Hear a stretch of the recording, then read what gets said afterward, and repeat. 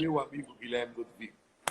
Boa noite, Rodolfo, professor Rodolfo, meu colega juiz Rodolfo, meu confrade da Academia Brasileira de Direito do Trabalho, grande escritor, grande poeta, cantor, apresentador e hoje, principalmente, um nerd como eu, que aprecia também HQ, além do direito e do cinema. Então, é uma live que reflete um triplo gosto comum nosso, né? E eu gostaria também de dar boa noite a todo o nosso auditório, né, que ainda está chegando. Nosso auditório virtual e muita Exatamente. gente boa. Já vi entrar um monte de gente boa. Quero mandar beijos e abraços para todos e todas. Saudá-los a todos, saudar meu amigo Rodolfo novamente. E vamos aí, vamos encarar Vamos aí bater um papo. essa nova reflexão. Esse é o momento de falar. E eu espero, gente, vocês têm que estar preparados, porque se vocês não viram o filme, vocês têm esse momento aí para entrar e sair da live querendo. Porque, obviamente, todos os spoilers possíveis e imagináveis vão ser ditos, até porque é um filme que já ganhou Oscar, é um filme que já foi bastante visto. Eu vi 3 vezes, né? E aí, nesse ponto, a gente precisa realmente conversar. Então, vamos, num momento aqui, nessa organização, até falando para quem eventualmente ainda não viu o filme, primeira coisa, veja, porque o filme é sensacional. É aquele filme que eu digo assim, eu terminei a sala de audiência no cinema, e a gente não sabe, na pandemia, quando a gente vai voltar a poder ir num cinema, né? Mas, quando eu terminei de ver o filme, eu disse, eu estou de quatro.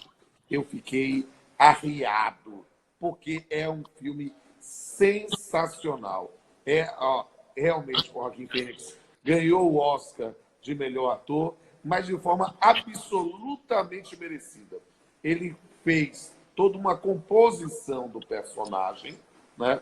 E uma interpretação que é sem arestas, sem críticas qualquer. Absolutamente sensacional.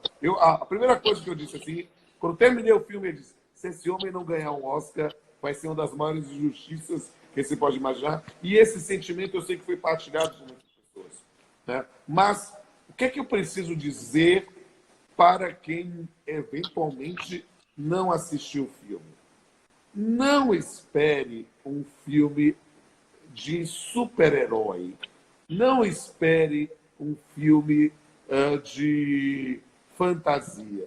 Na verdade, Coringa é a ideia... Porque o personagem Coringa, ele se inicia nas histórias em quadrinhos de uma forma absolutamente fantasiosa. A origem dele, que vai ser explicada depois da sua estreia, é a ideia de um bandido que tenha caído num túnel com um monte de substâncias químicas, enlouqueceu, e aí mudou da sua a ideia, porque ele atuava, na verdade, com um capuz vermelho, e todas as histórias depois com o retcons na DC foram sendo construídas dentro da ideia do palhaço do crime.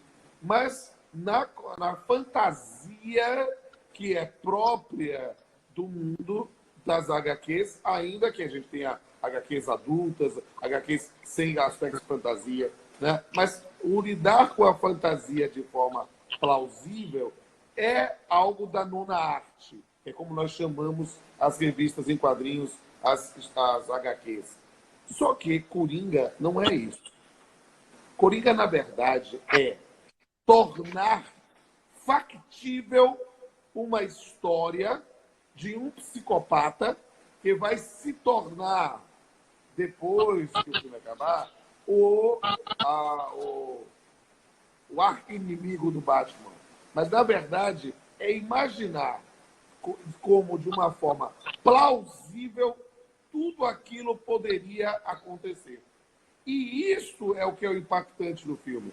Para imaginar que determinadas situações de pessoas levadas a um grau de pressão tal, ainda já com tendências paranoicas ou psicóticas, poderiam manifestar e se tornar tudo aquilo. Talvez, digamos assim, ainda sem spoilers, foi a forma que eu consegui resumir o filme para quem está acompanhando essa live. E aí, agora, é com o meu brother Guilherme Ludwig. É isso mesmo. A minha reação quando eu assisti pela primeira vez no cinema foi isso aí. Eu saí impactado do filme. É um filme que tem múltiplas camadas de interpretação, não apenas a da HQ, mas ele transcende a tudo isso. É uma análise crua de um recorte da realidade e com todas as variáveis políticas, sociais, econômicas, né? Dentro da nossa área trabalhista também, por que não? Enfim, é algo muito complexo. Mas, Rodolfo, só apenas para situar também em termos técnicos, o Coringa é um filme norte-americano, né? Esse filme que a gente está falando, de 2019, e ele é classificado como um drama combinado com suspense psicológico, né? Ele está dentro dessa linha. E é um filme que, apesar de se reportar um personagem da DC, ele está fora do universo estendido da DC no cinema. Ou seja, é um filme que não tem nada a ver com, por exemplo, a Liga da Justiça, a Mulher Maravilha, entre outros filmes, né? É um filme, digamos, independente. Isso, inclusive, gerou um ciúme de Jared Leto, né? Não sei se você sabe, porque ele ficou magoado por não ter sido escalado para fazer o filme. Como a Warner que fez o Coringa no Esquadrão Suicida, né? Que a gente ficava esperando a integração com o universo da DC, mas que acabou não rolando, talvez pelo fracasso da Liga da Justiça nas bilheterias. Sim. Né? Sim, sim. É um filme dirigido por Todd Phillips, que também participa do roteiro, né? Com dois astros principais, que são o Joaquin Phoenix e o Robert De Niro, no elenco. E uma outra curiosidade é que o Bradley Cooper é um dos produtores do filme, junto com o Todd Phillips também, né? Ele estreou no Brasil em 3 de outubro e hoje está disponível, ainda não está no Netflix, mas está disponível para locação e venda. Foi indicado para 11 Oscars, Rodolfo, como você se lembra, e recebeu 2. O melhor ator merecidíssimo para Joaquin Phoenix e melhor trilha sonora, que também é impactante. É sensacional. Prima, né? Recebeu também o Globo de Ouro nessas duas categorias, inclusive, né? E esse filme, como você bem mesmo disse, ele apresenta uma nova versão para a origem do Coringa, né? Foram várias versões nas HQs, desde 1940, quando ele surgiu, até hoje. Uma outra curiosidade é que o personagem do Coringa, ele é baseado no ator Conrad Veidt, que fez o filme O Homem que Ri, de 1928, que foi a ideia do Jerry Robson, que disputa com Bob Kane e Bill Finger a origem do próprio Coringa, né? Quem seria o pai do Coringa, né? E de lá para cá muitas origens vieram, né? Inclusive essa que é a mais famosa do túnel, que ele é mergulhado num túnel com produtos químicos e fica com a cara deformada, branca, ou cabelo verde e enlouquecido.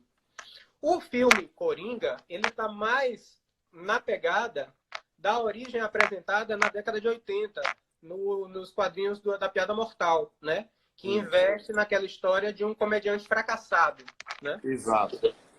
Parte dessa premissa. Lógico que a história vai se diferenciando, mas ele parte dessa premissa, que é uma história, inclusive, fundamental, né? Dentro do universo da DC. Estou aqui com ela, aqui, ó, A Piada Mortal, de Alan Moore e Brian Bolland, que, inclusive, foi consultor do Coringa, né? Do filme.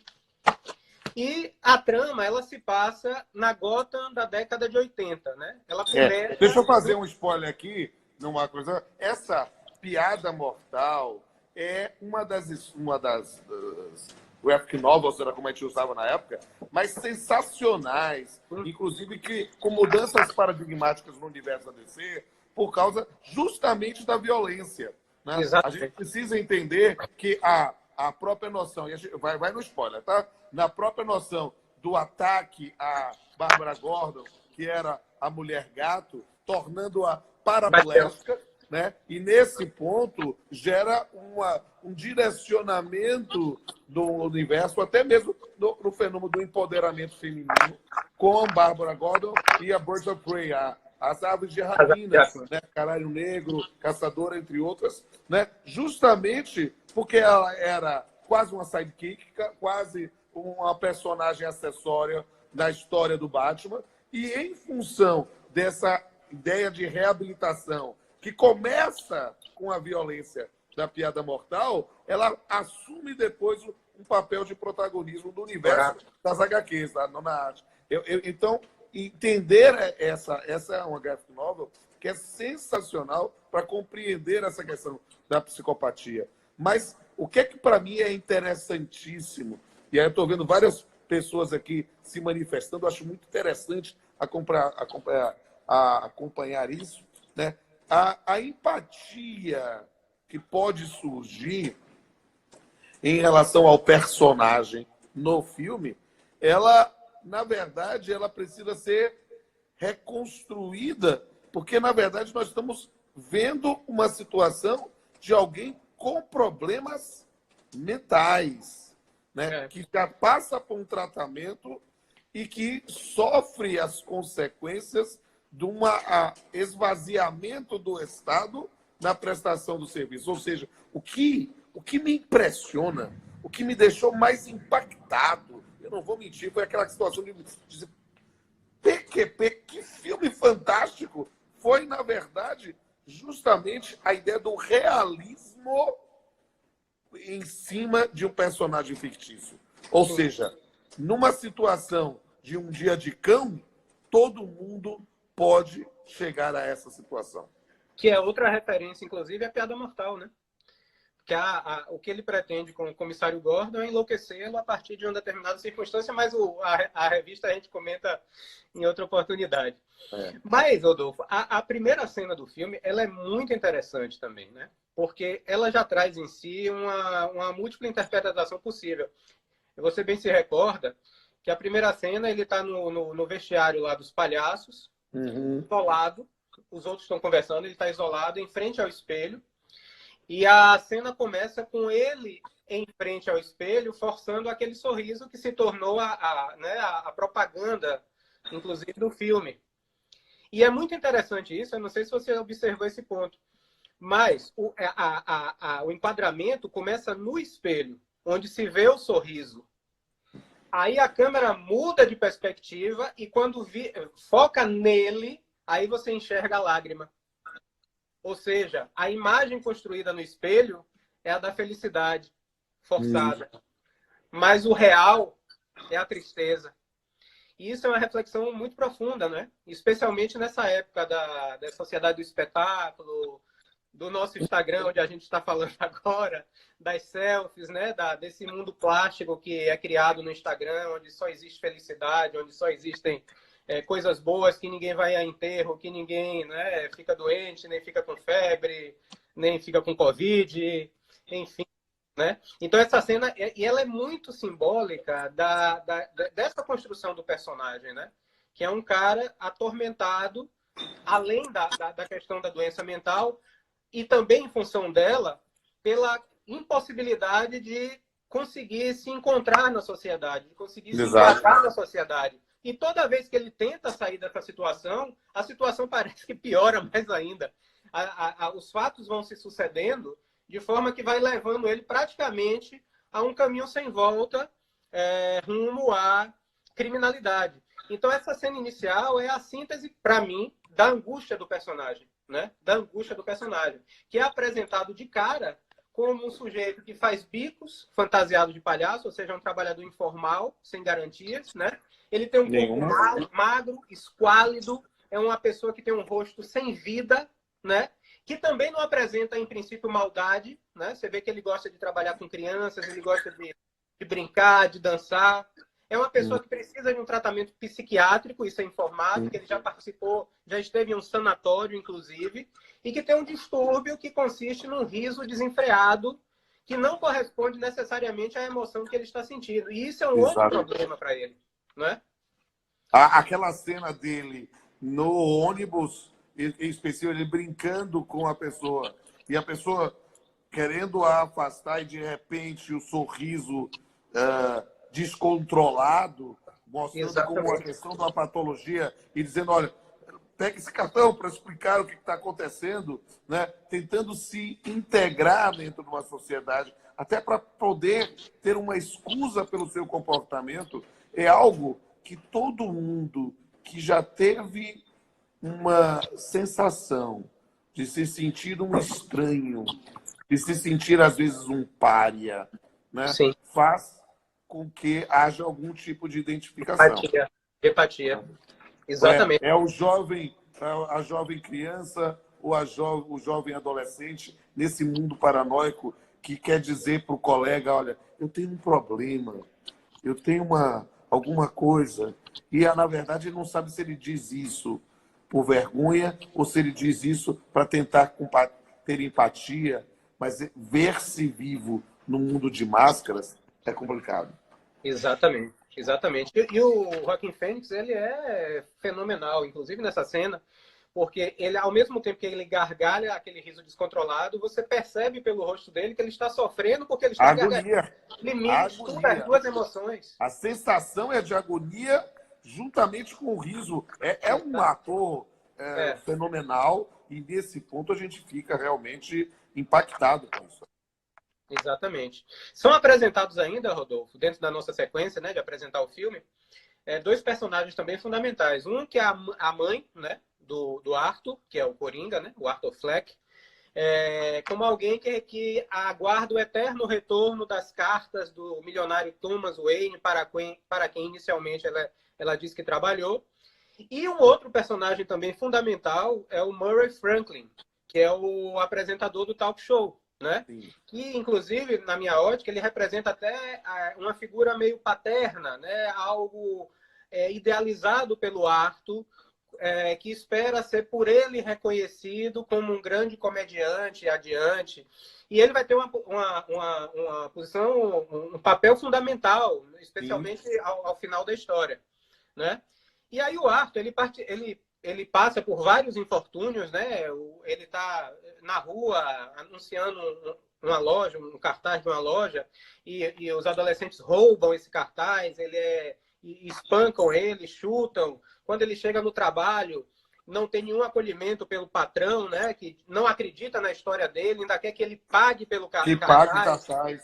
Não é isso? O colega de trabalho dele, por seu lado, vê aquele problema, entrega uma arma para ele, diz, olha, você precisa se proteger hoje nessa sociedade, então fique com essa arma. Essa arma vai gerar um outro problema quando ele vai se apresentar no hospital de crianças, ele está com a arma cai no chão, e ele é despedido exatamente por isso, né?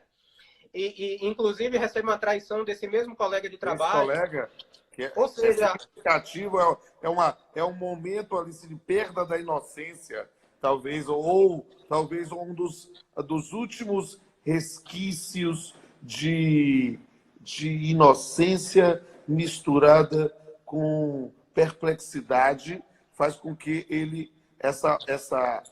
esse pilar caia e faça com que a manifestação da psicopatia se torne ainda mais forte. Sim, sim. E vemos também um ambiente de trabalho terrível, né? Que não tem nenhum tipo de garantia ou tutela para aquele trabalhador. E todo esse caldo de situações críticas e tensionam ele até chegar à cena, uma das cenas principais do filme, spoiler, enfim, que acontece no metrô, né? Que ele vê 3 jovens bem vestidos importunando uma jovem e ele começa a ficar incomodado com aquilo, só que a reação dele é dar uma gargalhada desenfreada. Então, os 3 desistem dela e vão para tirar satisfação com ele e começam a espancá-lo. E nesse momento tem o ponto em que surge o Coringa, na minha ótica, né?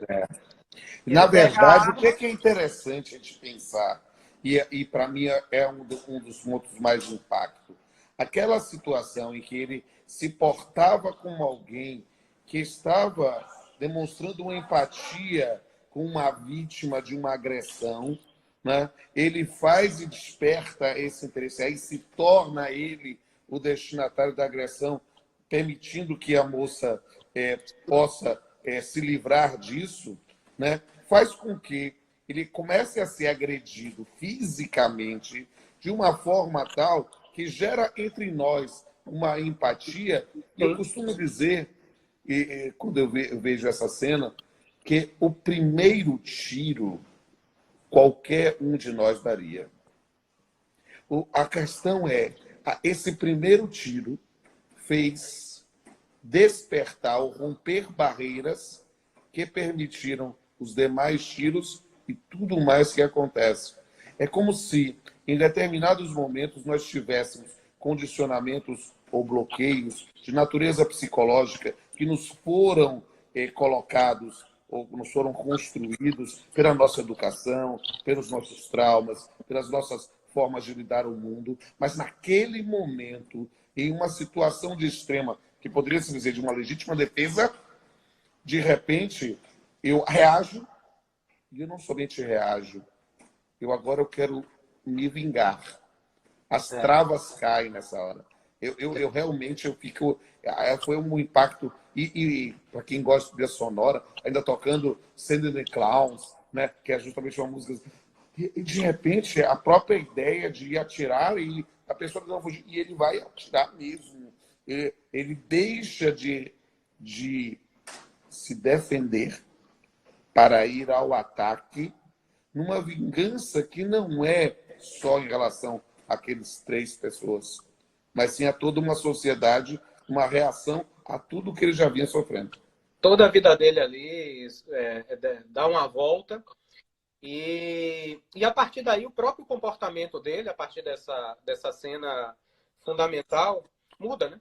Ele se torna uma pessoa mais altiva, mais forte, mais presente. É como se ele, como ele disse, ele soubesse que a partir dali está existindo. Não, mas aí é uma interpretação interessante. Sim. Ele se torna ou ele fantasia que se torna? Porque note, é uma parte que eu confesso a você que isso só me despertou na segunda vez que eu vi o filme. Será que aquelas cenas depois dali, da própria noção do clube de comédia, do stand-up comedy ali, ou da relação com aquela vizinha, será que aquilo aconteceu? Ou aquilo foi tudo fruto de uma imaginação psicopata? Porque ele sonhava em ter aquela segurança. Sim. E, na verdade, talvez não... Perceba toda a preparação dele para ir para o programa, que era o sonho dele. Ali a gente tem, na verdade, uma fantasia de um ideal que nunca iria acontecer. Na verdade, todos os sentimentos de acolhimento que ele passa pelo filme, que ele sente no filme, são delírios. Porque a realidade é sempre crua com ele, né? Exatamente. Na verdade, é sempre, não mais do que crua, vamos botar cruel mesmo. Ou seja, viver para ele foi um estorvo. E nos momentos de perda de lucidez, ele encontrava conforto. Ora, isso é a consequência, tendo em vista essa circunstância, é uma consequência absolutamente natural, que se é na perda da lucidez que eu encontro o conforto, tornar-me louco é justamente a única saída. A saída, né? E o quarto personagem, Rodolfo, apresentado é o próprio Thomas Wayne, que vem a ser, para quem não sabe, o pai de Bruce Wayne, que se tornaria o Batman, né? Vai se tornar o Batman no futuro. E ele é apresentado, de certa forma, como a elite, né? Como a classe dominante. E é muito interessante que ele é apresentado por intermédio de uma entrevista que ele dá a um repórter, justamente em função desses 3 jovens que foram assassinados pelo mascarado, que ninguém sabe ainda quem é. E ele, ao se referir a esses 3 que estavam lá assediando a moça e depois passam a espancar um deficiente, ele diz: os 3 trabalhavam para o Wayne's Investimentos, ou seja, do mercado financeiro. E continua: bons, decentes e educados, embora eu não conhecesse nenhum deles. A legitimidade das pessoas vai pelo fato de estarem trabalhando ali, naquela condição, e pela própria classe, né? Olha, mas eu preciso dizer que nessa hora do filme, eu fiz a associação imediata digamos assim, a imprensa quando é seletiva na sua divulgação. Quando a gente vê pobres, negros, envolvidos em determinadas situações de delinquência, nós vemos lá os marginais que foram mortos. Olá, quando a gente vê pessoas de classe social mais abastada praticando os mesmos atos, nós vemos lá, Jovens. jovens Isso. são levados. Ou seja, aquilo me veio à mente imediatamente. Acho que é uma associação muito, muito evidente para a maior parte das pessoas quando a gente vê aquela cena do filme. E nessa mesma entrevista ainda tem um outro detalhe, que aí a repórter pergunta, está havendo, que aí a essa altura já está tendo revoltas, protesto, né? Está havendo uma onda de sentimento anti-riqueza na sociedade, onde moradores menos afortunados estão do lado do assassino. E aí ele responde, sim, é uma vergonha. Olha que trecho. E até que essas pessoas melhores, nós que conseguimos atingir sucesso na vida, olharemos para quem não conseguiu e veremos apenas palhaços. É ali que ele faz a identificação. A classe baixa, os pouco afortunados, são palhaços. Então, a desigualdade de classe aí fica muito bem clara e até o discurso meritocrático incluído aqui nessa fala, né? Aquele que conseguiu sucesso na vida, né? É contraposto ao sentimento anti-riqueza, né? Meu caro, é um filme E essa revolta em muito boas relação camadas. a ser chamado de palhaço foi algo que se tornou muito simbólica no filme, justamente, e aí já está liberado o spoiler mesmo, na parte final, na revolta, porque Sim. todos ali estão vestidos de palhaço. Só sabemos que é o palhaço que matou os três, o palhaço que está fazendo justiça pelos desafortunados, e de repente, quando o palhaço que fez isso está lá, ele é resgatado no meio por palhaços. Se somos e note, e claro, aí para quem é nerd como nós, né, é interessantíssimo ver naquele momento também digamos assim, uma interface com a história tradicional do Batman, do Beco do Crime, da morte de Thomas Wayne, né, da questão das pérolas, aquela questão que a gente fica pensando, será que vai ser ele? E aí tem lá um Jack Napier da vida, alguma coisa assim que possa imaginar para ver. Mas foi em decorrência, dentro do contexto do roteiro, em decorrência justamente dessa revolta dos palhaços. Dos excluídos, né? Dos excluídos. E aí pensei isso. O palhaço, na verdade, é o excluído.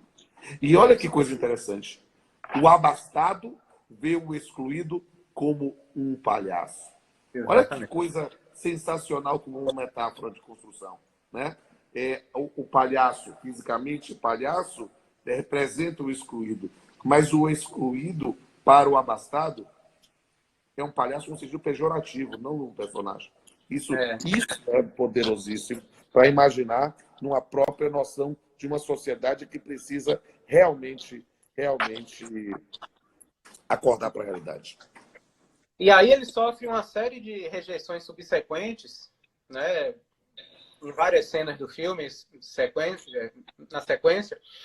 Primeiro, ele é rejeitado pelo Estado, né, porque a prefeitura corta a verba do serviço social, que garantia, inclusive, a ele os remédios, a medicação, né? Ele é rejeitado pela sociedade, porque ele vai se apresentar nesse palco de stand-up e, na verdade, as pessoas começam a gente descobre, né, que as pessoas começam a ridicularizá-lo. Ele é rejeitado pela classe alta, porque ele tenta ir à mansão Wayne, né, tentar falar com o Thomas Wayne, a quem ele atribui a condição de pai, e o mordomo o expulsa, né, o Alfred. Ele é rejeitado pelo apresentador, que ele tinha esse sentimento positivo, né, porque o apresentador, o Murray, ele começa a ridicularizar o fiasco dele no stand-up.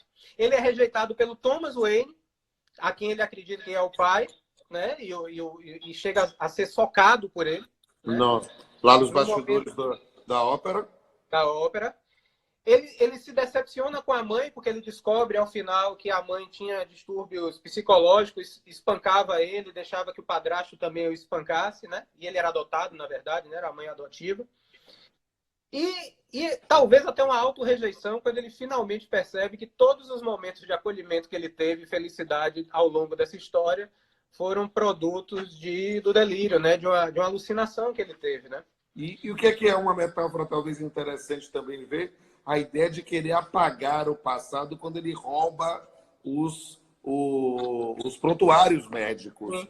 Há aquilo de desaparecer, de esconder tudo. Eu não quero saber a verdade. Agora, me interessa isso e não vou deixar nenhuma prova. É uma construção que pode ser interessante para refletir. Exatamente, exatamente. E aí nós vamos à cena também emblemática do filme, que é a entrevista, né, no programa do Murray Franklin, no talk show, né? E aí tem 3 falas dele nesse ponto que eu acho sensacionais, né, que eu destaquei aqui, eu gostaria de compartilhar com você. A primeira delas, ele diz o seguinte: eu não tenho mais nada a perder, nada mais me machuca. Minha vida não passa de uma comédia. E aí ele se identifica com esses excluídos, né? Com essa multidão de palhaços excluídos que estão ali protestando contra um sistema, contra um Estado que não os protege, que não os tutela, que os deixa na invisibilidade, né? E ele tem esse reconhecimento. Uma outra referência interessante, ele diz assim, e aí foi o que a gente já conversou antes, todo mundo é péssimo hoje em dia, é o que basta para a gente enlouquecer, né? Você destacou que é uma referência à piada mortal. E a última frase. Ninguém pensa como é estar no lugar do outro cara. Pensa que homens como Thomas Wayne sabem, por acaso, como é ser igual a mim? Ser alguém diferente deles? Não sabem, não. Eles acham que a gente vai ficar sentado e aguentar tudo como homens bonzinhos, sem ficar revoltado e quebrar tudo? E aí ele, ao mesmo tempo que demonstra a empatia com os excluídos, ele se coloca na posição do outro em relação a essa classe que, na cabeça dele e dentro do sistema, provoca essa exclusão, né? Ele se coloca como o antagonista, né? Alguém que vai levar essa mensagem dos excluídos, né? E aí vem aquela cena que eu não vou falar agora, porque aí o spoiler fica muito... Não, e é fortíssimo, a cena mais forte do filme. Né? E ao final, depois de tudo isso, acontece aquele caos todo e ele é ovacionado pela multidão de palhaços como o líder, né? O líder desse movimento. Embora ele não tenha querido ser, e ele próprio declara isso em algumas passagens do filme, né? Ele termina sendo conduzido a essa condição. Né? E essa é interessante para saber como às vezes mitos surgem. Aí nem sempre é maquiavélico, nem sempre é proposital. Ele apenas estava naquele local, na hora e na circunstância que levou a fazer com que a sua história se confundisse com a história da própria noção da revolta, porque ele acabou sendo o estopim de uma revolta. Né? Na verdade, nós temos nele ali a referência para todo mundo que precisava dizer, alguém que assumiu o meu lugar de fala e agora está falando por mim, eu me identifico com ele, e aí a gente vai além. Né? A gente fala que o mal dos ismos são os istas, né? Que, na verdade, as pessoas começam com um determinado pensamento e as pessoas vão desenvolver e perdem seu controle. É algo muito interessante mesmo. Exatamente. E aí a gente chega à conclusão, Rodolfo, que esse filme, na verdade, é menos sobre a história do Coringa e mais sobre, pelo menos para mim, mais sobre a história de abandono dos indivíduos por uma sociedade e por um sistema falido. Por um Estado e por um sistema falido. Né? Um sistema que promove a exclusão econômica e aprofunda as desigualdades de classe e de renda. Né? E com isso, traz 3 consequências básicas, né? Que até o Oscar Vilhena ele trata disso com muita propriedade. A primeira dessas consequências desse Estado insuficiente é a invisibilidade das pessoas pobres, da classe pobre. Né? Então, não há uma empatia com esses invisíveis, né? E como o Arthur, né? Eles sofrem por essa exclusão, por estar separado de uma situação de conforto que, em tese, o Estado deveria promover. Ao mesmo tempo, esse Estado deficiente ele promove uma demonização das pessoas que desafiam o sistema. Sim. Que são os palhaços, né? Os São os palhaços. palhaços. Então, a imagem deles tenta ser desconstruída, e aí vem o papel da mídia também, não é? Tenta ser desconstruída para que não haja nenhum tipo de contestação ao sistema.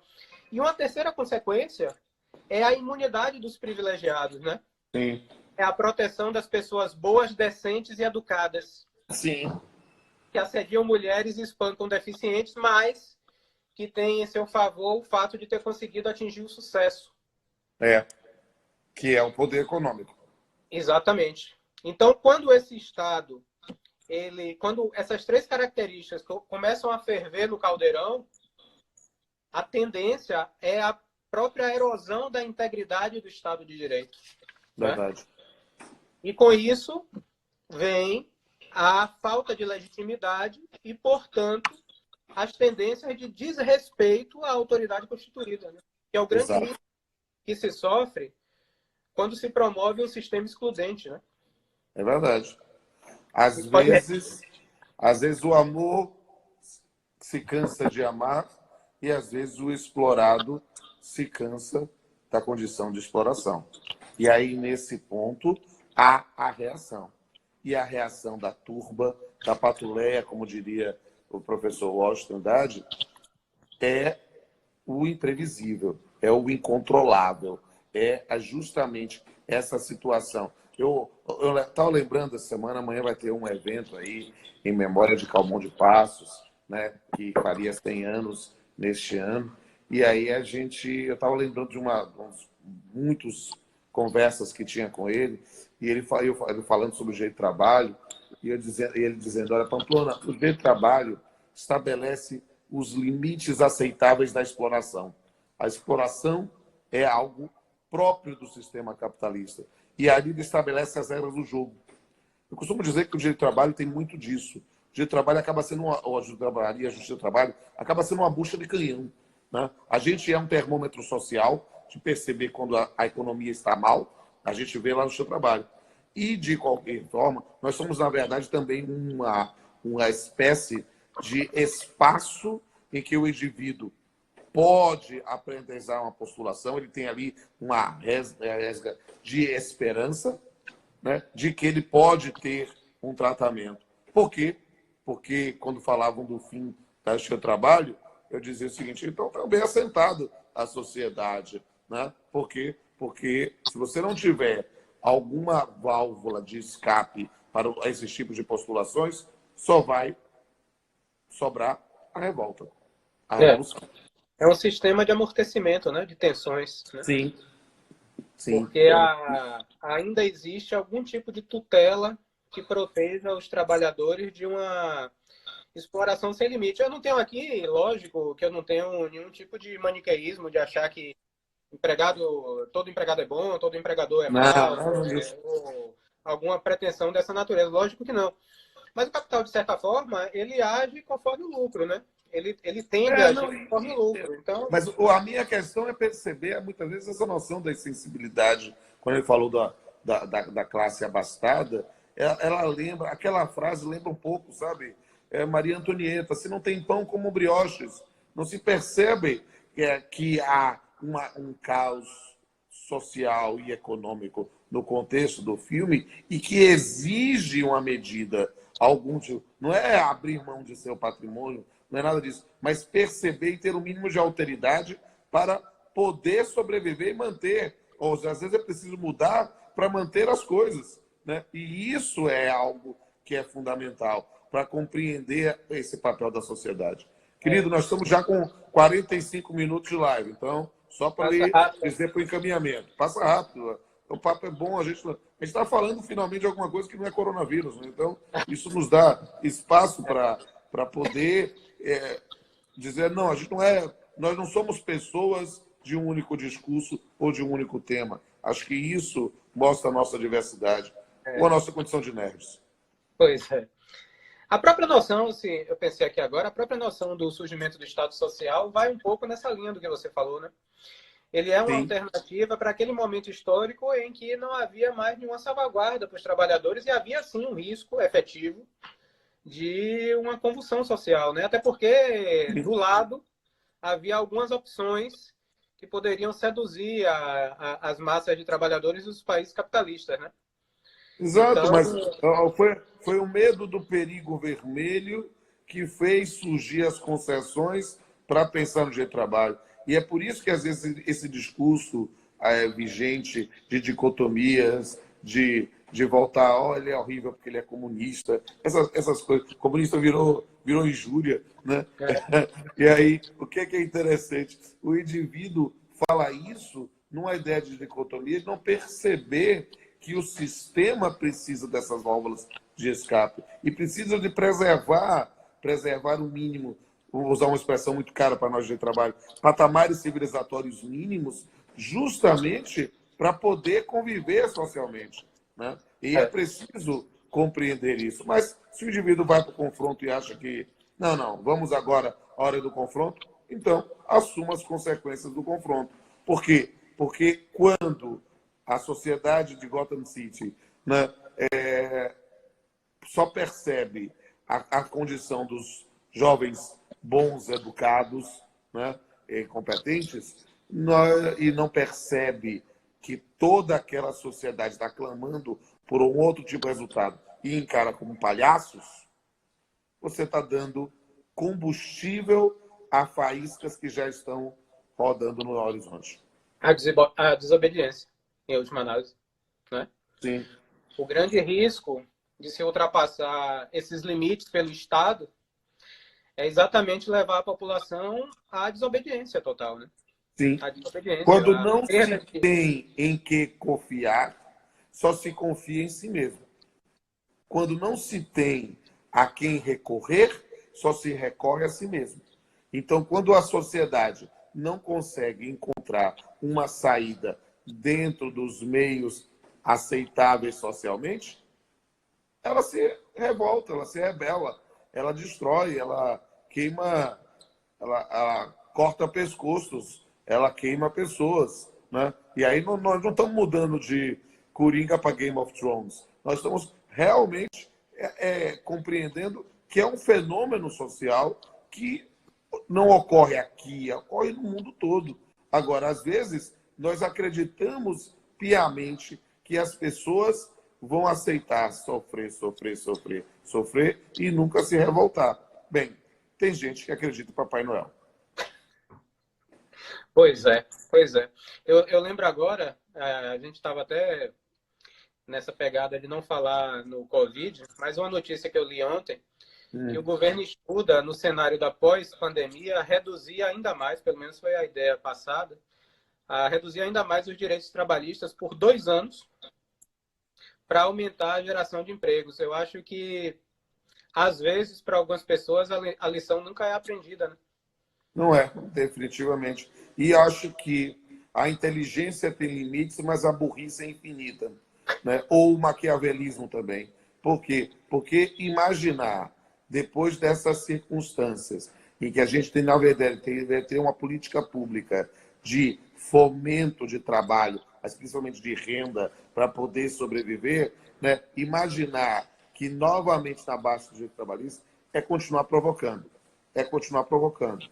E aí, se a gente tem imbecis que falam, né, sobre uma volta da ditadura militar, os mesmos imbecis têm que assumir as consequências, né, de uma eventual convulsão social. Exatamente.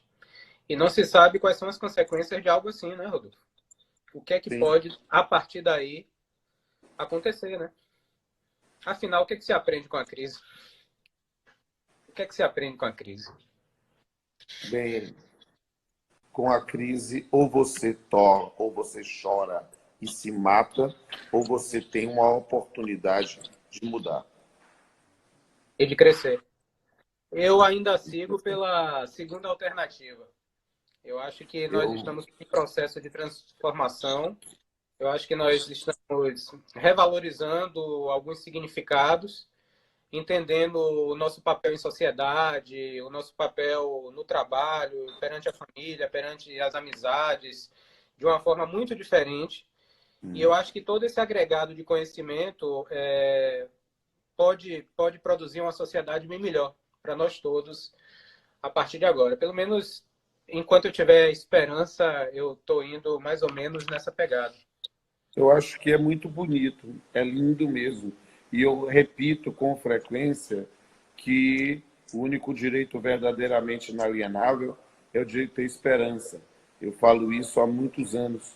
Mas talvez a pegada de Coringa seja uma pegada mais hardcore, seja uma pegada de uma sociedade que faliu e uma constatação de que muitas vezes a situação de opressão se torna tão limite que não tem como correr mais.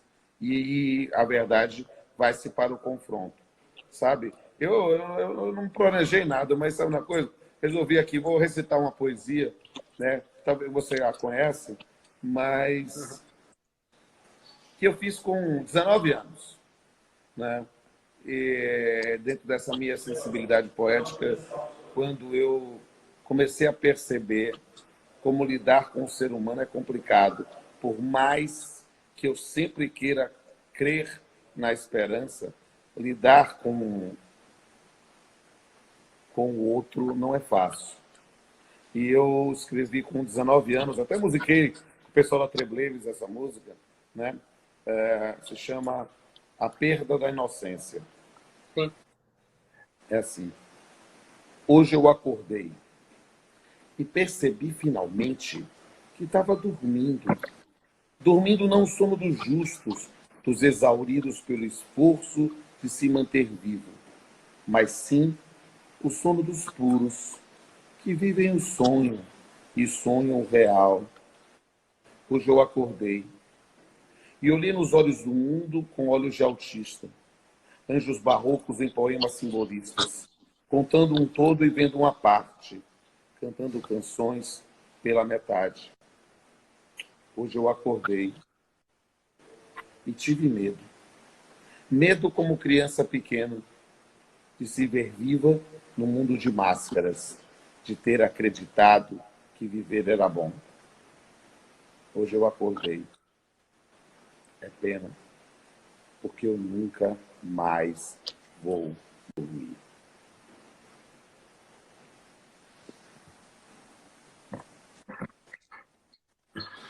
Muito bom, muito bom. É por aí. Pois é, meu cara. Já estamos com 53 minutos, é hora de arrematar. E eu quero dizer que foi mais um prazer, né, que você me proporcionou nesses momentos de isolamento e de solidão, né, dizer que efetivamente é muito bom conversar com gente inteligente.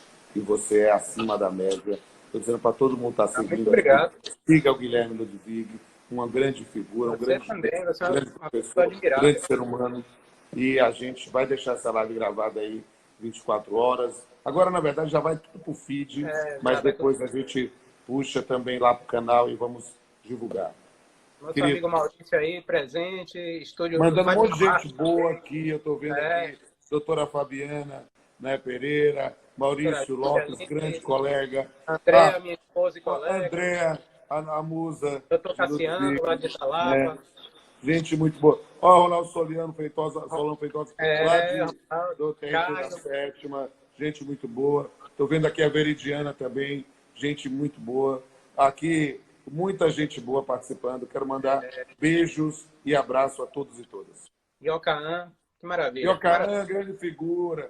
Gente muito boa. Foi meu aluno, rapaz, no curso preparatório. Hoje advogado militante aí. Grande figura. Olha só, que legal. Valeu, meu caro. Então, vai lá. A gente se encontra pela vida e a gente faz uma terceira etapa com outro filme. Ó, povo, vocês que assistiram, faz o seguinte, surgiram os filmes. Todo mundo seguindo aí Guilherme Ludwig, manda inbox para ele sugestões de filmes para a gente fazer uma terceira live. E não deixe de ver a live que a gente fez sobre o Poço, que está lá no meu canal. Um abraço a todos e todas. Abração, Rodolfo. Tchau, tchau.